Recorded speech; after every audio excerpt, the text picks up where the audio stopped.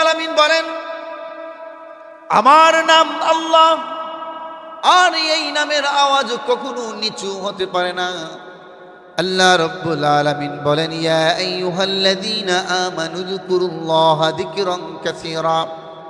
হে ঈমানদারগণ, হে আমার মুমিন বান্দারা শোনো, আমি আল্লাহ তোমাদেরকে এই পৃথিবীতে পাঠাইলাম, তোমরা আমার নামের জিকির করতে থাকো। এই পৃথিবীর জমিনে দুনিয়াবি কথা বাদ দিয়ে যদি আল্লাহর নামের জিকির করতে পারো, আমি আল্লাহকে বেশি বেশি স্মরণ করতে পারো, তাহলে তোমরা কামিয়াবি হয়ে যাবে। আর আমার নামের জিকির যত বেশি করতে পারো, তত বেশি লাভ ফায়দা তোমাদের হবে। আর দুনিয়ার কথা, দুনিয়াবি যত কথা আছে, ওই কথা যদি কমিয়ে দিতে পারো, তাহলে তোমাদের জন্যই মঙ্গল। ইহকাল এবং পরকাল উভয় জগতেই তোমাদের জন্য মঙ্গল হবে। অতিরিক্ত দুনিয়াবি কোনো কথা, সমালোচনা হোক কিংবা গীবত হোক, যত ধরনের কথাই আসে, এই সবগুলো হলো দুনিয়াবি কথা। এই দুনিয়াবি কথা, সমালোচনা, গীবত করা, অন্যকে অপবাদ দেওয়া, এই ধরনের যতগুলো কাজ আছে, ওই সবগুলো কাজ হলো দুনিয়াবি কাজ। দুনিয়াবি ওই কথা তোমাকে জাহান্নামে নিয়ে যাবে। দুনিয়াবি এই কথাগুলো তোমার ইহকাল এবং পরকাল নষ্ট করে ফেলবে।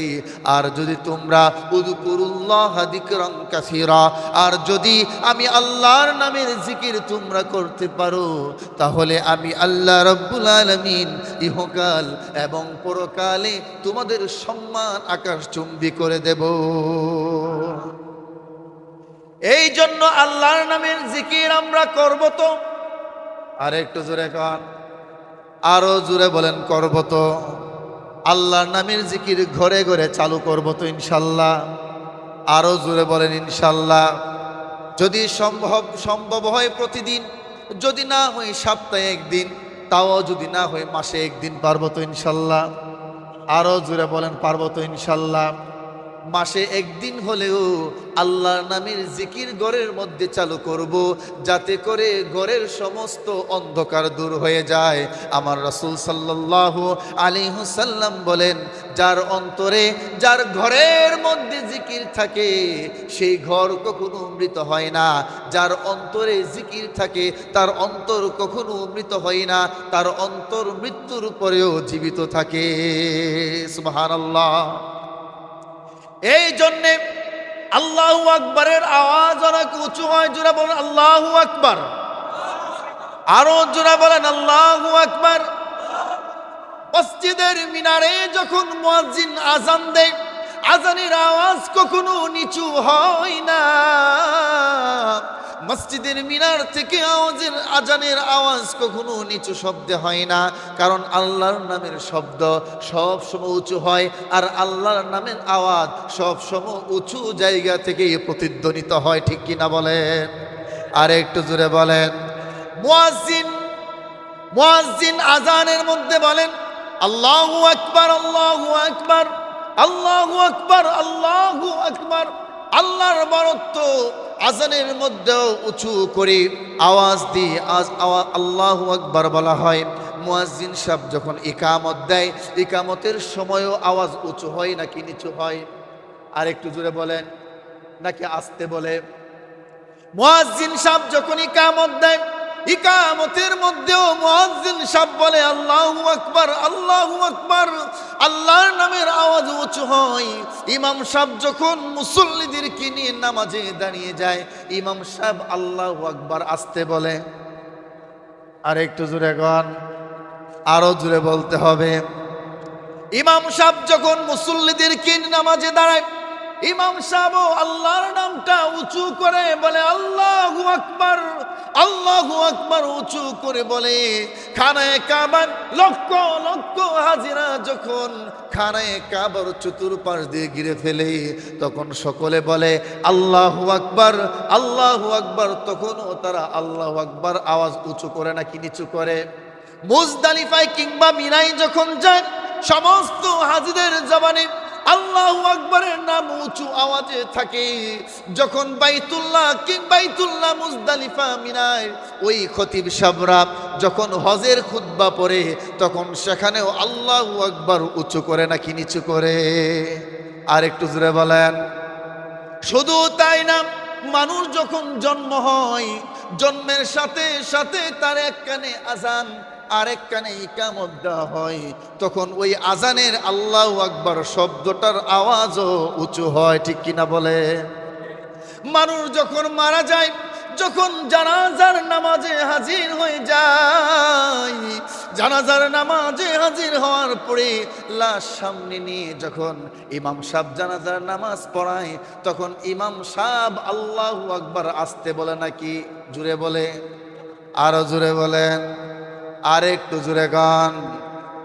শুধু তাই না, ইব্রাহিম আলাইহিস সালাতু ওয়াস সালাম যেদিন বাইতুল্লাহ নির্মাণ করেন, আল্লাহ রাব্বুল আলামিন বলেন, ইব্রাহিম এবার হজের তুমি আজান দাও। ইব্রাহিম বলেন, আল্লাহ আজান দিলে কে শুনবে? আমার এই আওয়াজ তো এখান থেকে ওই পারে যাবে না, আমার আওয়াজ কে শুনবে? আল্লাহ রাব্বুল আলামিন বলেন, ইব্রাহিম তোমার আজান দেওয়ার কথা আজান দাও, আর কানে পৌঁছানোর কথার দায়িত্ব আমি আল্লাহ। সুবহানাল্লাহ। ইব্রাহিম আলাইহিস সালাম বাইতুল্লাহর মধ্যে দাঁড়ায় আজান দিলেন। ওই দিন আজানের মধ্যে বলেছিলেন, আজানের প্রথমবারে বলেছিলেন আল্লাহু আকবার, আল্লাহু আকবার। ওই দিনের আল্লাহু আকবারের আজানের শব্দের ধ্বনি উঁচু হয়েছিল নাকি নিচু হয়েছিল? আর একটু জোরে গান। হাবিল এবং কাবিল দুই ভাই যখন আল্লাহর জন্য কুরবানি করেছিল, হাবিল আল্লাহর নামে কুরবানি করেছিল, হাবিল ওই দিন আল্লাহর নামে ছুরি চালাইছিল। এবার বলেন, হাবিল যে আল্লাহর নাম বলেছিল আস্তে নাকি জোরে? আর একটু জোরে গান। গতকাল সারা বাংলাদেশে যত মানুষ গরু জবাই করেছে, পশু জবাই করেছে, প্রত্যেকেই আল্লাহর নামে পশু জবাই করেছে। এবার বলেন, আল্লাহর নামের আওয়াজ আস্তে বলেছিল নাকি জোরে বলেছিল? আর একটু জোরে গান। আল্লাহ রাব্বুল আলামিন বলেন, ইয়া আইয়ুহাল্লাযীনা আমানু যকুরুল্লাহা যিকরান কাসীরা। হে আমার ঈমানদার বিশ্বাসী বান্দারা, শুনে রাখো, তোমরা আমি আল্লাহর নামের জিকির করো, আমি আল্লাহর নামের জিকির করো, আমি আল্লাহকে স্মরণ করো। আর আল্লাহর নামের আল্লাহু আকবারের আওয়াজকে তোমরা উঁচু করো। আল্লাহর নামের আওয়াজ সবসময় উঁচু হয়, নিচু হতে পারে না, ঠিক কিনা বলেন? আর একটু জোরে বলেন। এই জন্যে আল্লাহ রাব্বুল আলামিন বলেন, নবী হে আপনি জানায়া দিন, আপনার উম্মতদেরকে বলে দিন, ও দুনিয়ার মানুষেরা শোনো, এই পৃথিবীর জমিনে তোমরা যতদিন হায়াত পাবে, হায়াতের জিন্দেগিতে তোমরা অল্প কিছুদিন এই পৃথিবীতে থাকতে পারবে। এই দুনিয়ার জমিনে দুনিয়াবি কথা বাদ দিয়ে, দুনিয়াটা একটা ফিতনার জগৎ, দুনিয়া একটা ফিতনা ফাসাদের জগৎ। দুনিয়াবি কথা যত কম বলতে পারো, তাহলেই তোমরা মুমিন হিসেবে সাব্যস্ত হতে পারবে। আল্লাহ রাব্বুল আলামিন বলেন সূরা মুমিনের মধ্যে, বলেন মুমিনের 10টা গুণ, সফল মুমিন যদি কেউ হতে চায়, এর মধ্যে আল্লাহ রাব্বুল আলামিন ওয়াল্লাযীনা হুম আনিল লাগবি মুরিদুন, আল্লাহ রাব্বুল আলামিন বলেন মুমিন হতে গেলে সর্বপ্রথম তার ওয়াদাও ঠিক রাখতে হবে, জবান ঠিক রাখতে হবে, কথা ঠিক রাখতে হবে। যদি কোনো মানুষের ওয়াদা দিয়ে ওয়াদা ঠিক না থাকে, কথা দিয়ে কথা ঠিক না থাকে, জবানের কোনো ঠিক না থাকে, খুদার কসম সে কোনোদিন মুমিন হতে পারবে না, ঠিক কিনা বলেন? আর একটু জোরে গান। এই জন্যে যত কথা বলা চাই, দুনিয়াবি কথা যত কম বলা যায়, দুনিয়ার কথা যত বলতে যাবেন ততই পেস লাগবে, আছে না নাই? আর একটু জোরে গান। দুনিয়ার কথা যত শুনতে যাবেন সেখানে ঝামেলা, আছে না নাই? আর একটু জোরে গান। স্বামী এবং স্ত্রীর মধ্যে ঝগড়া, গিয়ে দেখেন দুনিয়ার কোনো কথা কেউ বা না কেউ লাগাই দিছে, ঝগড়া শুরু, আছে না নাই? ভাইয়ে ভাইয়ে মারামারি, সম্পত্তি নিয়ে কারাকারি, কোনো তৃতীয় পক্ষ সেখানে দুনিয়াবি কোনো পেস লাগাইছে, এই জন্যই সমস্যা। আর একটু জোরে গান। কথা ঠিক না বেঠিক? বাবা এবং সন্তানের থেকে আলাদা করে দেয়, কোন তৃতীয় পক্ষ মানুষ দুনিয়াবি কোন ফিতনা সৃষ্টি করে এই ধরনের কথা বলে দিয়ে বাবা সন্তানকে আলাদা করে দেয়, মা সন্তানকে আলাদা করে দেয়। এই জন্য আল্লাহ রাসূল সাল্লাল্লাহু আলাইহি সাল্লাম বলেন, মান সমাতানা, যা চুপ থাকো, যদি চুপ থাকতে পারো আল্লাহ তোমাকে মুক্তি দিয়ে দিবে। তোমার নামে দুনিয়ার গীবত, অপবাদ আর অপপ্রচার তোমার নামে যদি শুরু হয়ে যায়, যদি তোমার নামে সমালোচনা শুরু হয়ে যায়, যদি তোমার নামে গীবত করতে করতে মানুষ হয়রান আর ক্লান্ত হয়ে যায়, তুমি চিন্তা করো না, তুমি শুধু চুপ থাকবে। তাওয়াক্কালতু আলাল্লাহ, আল্লাহর উপর ভরসা রাখবে। ইন্নাল্লাহা মাআস সাবিরিন, আর ধৈর্য ধারণ করবে আল্লাহর উপর। আল্লাহ রব্বুল আলামিন অবশ্যই অবশ্যই ওয়াবাশশিরিস সাবিরিন, ধৈর্যশীলদের জন্য সুসংবাদ রেখেছেন। ঠিক কিনা বলেন?